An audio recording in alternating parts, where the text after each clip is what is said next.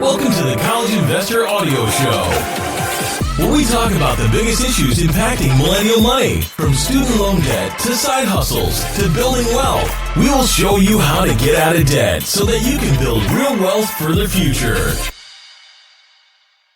Hey guys, it's Robert from the College Investor here, and today we are going to talk about federal student aid grants and do you ever have to pay back grants? Well, the answer is usually no, but there is a but at the end of that sentence, and let's break it down. With the rising cost of college education, students typically pay for school using a combination of scholarships, family contributions, grants, and student loans. When you're applying for financial aid, every dollar helps you get closer to your goals. Whether you're attending college for the first time or returning to complete your education, it is so important that you take advantage of all financial aid options that are readily available based on your situation. Every year, the Department of Education awards about $120 billion to help students pay for college. Federal student aid is awarded in the forms of grants, work-study, and low-interest federal student loans. The big thing to know is that grants are like they sound. They grant you money. Grants are sometimes known as gift aid, or free money that you can put towards your college education. Grants are typically awarded on the basis of financial need and generally do not have to be repaid as long as you meet all of the obligations of your grant. You are eligible for grants based on your family's ability to pay for college using the FAFSA, the cost of your education, and certain merit criteria. There are four main types of federal student grants. The Pell Grant is the one that most people talk about. It was originally named the Basic Educational Opportunity Grant, but Pell Grants are distributed to students through their college, and colleges are given enough grant money to properly award all qualifying students. A federal Pell Grant is a monetary aid from the U.S. government to undergraduate students who have not yet earned a bachelor's degree. For 2017, the maximum Pell Grant award was $5,920.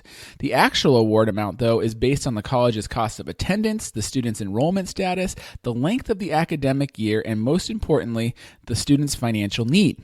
Students can receive federal Pell Grants for up to the equivalent of 12 semesters. Low-income undergraduate students working towards a bachelor's degree can receive up to that max of $5,920 to pay for school. The Department of Education uses a need-based formula to establish by Congress. When determining the need, the following factors are taken into consideration: the student's income, the income, assets, and financial obligations of the student's family size and number of siblings in college, whether the student plans on attending school full-time or part-time, and the cost of the school that the student plans on attending. But there's also some other grants. There's also the Federal Supplemental Educational Opportunity Grants, and these are awarded to undergraduate students with exceptional financial need up to $4,000 per year. The amount of the award is determined by the college's financial aid office and depends on the student's financial need and the availability of funds at the college you attend. There's also TEACH grants, which are Teacher Education Assistance for College and Higher Education grants, and these are for teachers that are pursuing a bachelor's or graduate degree, and they can receive up to $37.36 per year in grants, provided that they agree to teach at a low-income school for 4 consecutive years. Otherwise, the grant's going to convert into a loan, which must be repaid. And then there's also the Iraq and Afghanistan service grants. If your parent or guardian was a military member that passed away during their service in Iraq or Afghanistan, you could receive up to $55.29 per year. This grant is only available if you are otherwise ineligible for Pell Grants. And then aside from grants from the federal government, there are various state-funded grants as well, and we have a link to that in the show notes here. You can go to thecollegeinvestor.com/episode 43, and you can click the link and see the different state-funded grants as well. So it's important to note that how grants are different from scholarships. So although grants and scholarships share similar characteristics, grants are usually based on financial need, where scholarships are based on merit. While there are some federal scholarships based on needs, most states, colleges, and other organizations provide scholarships based on merit or some type of contest, something like that. Grants and scholarships are the most sought after financial aid options because they're considered free money. Basically, you don't have to pay it back as long as you meet all of the conditions. Once you take full advantage of grants and scholarships, you will have to take out fewer loans to cover the remaining cost of education.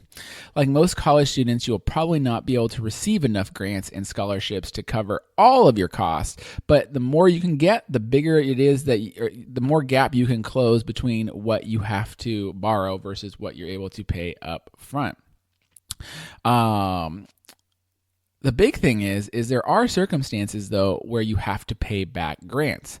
Pell Grants don't need to be paid back as long as you follow the government's requirements. However, you would be required to pay back a Pell Grant under 3 circumstances. Withdrawal from the program or school. If you receive the grant and drop out before 60% of the semester is over, the government's going to ask you to return 50% of the unearned, quote-unquote, portion of their money. The unearned portion depends on the semester when you drop out. For example, if you get a $2,000 Pell Grant but drop out halfway through the semester, you did not earn half of the grant, so you're going to have to pay back 50% of the unearned portion, which unearned portion is $1,000. You're going to pay back 50% of it, which is $500. However, if you drop out at 60% of the semester, the government believes you've earned your full Pell Grant amount and do not have to pay it back. So if you get a Pell Grant, just at least make it to the 60% mark. If you have a change in enrollment status, you will also have to pay back a Pell Grant.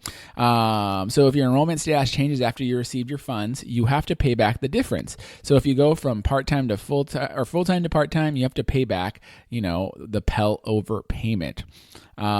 Furthermore, if you don't pay it back, you will get a Pell overpayment on your record, which will disqualify you from receiving future financial aid.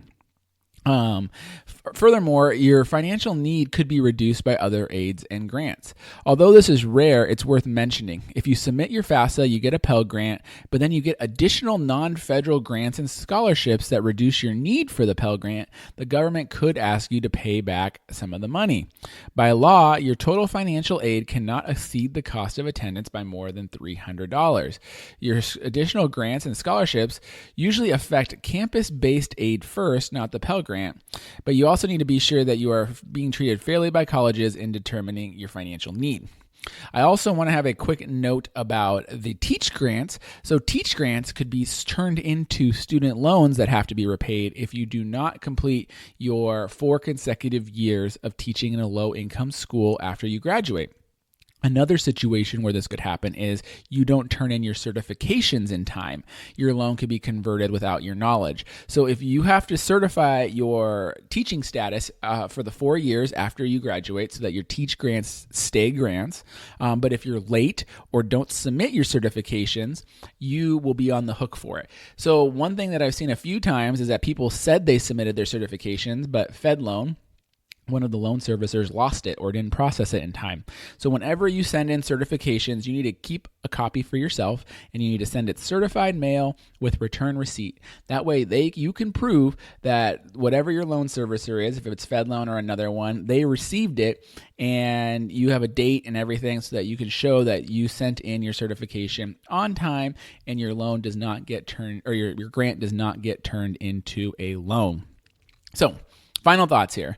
When it comes to financial aid, you need to read the fine print and meet all the terms and conditions, because grants are great, but there are some exceptions when you could have to pay these back, either in the form of a repayment or in the form of a loan.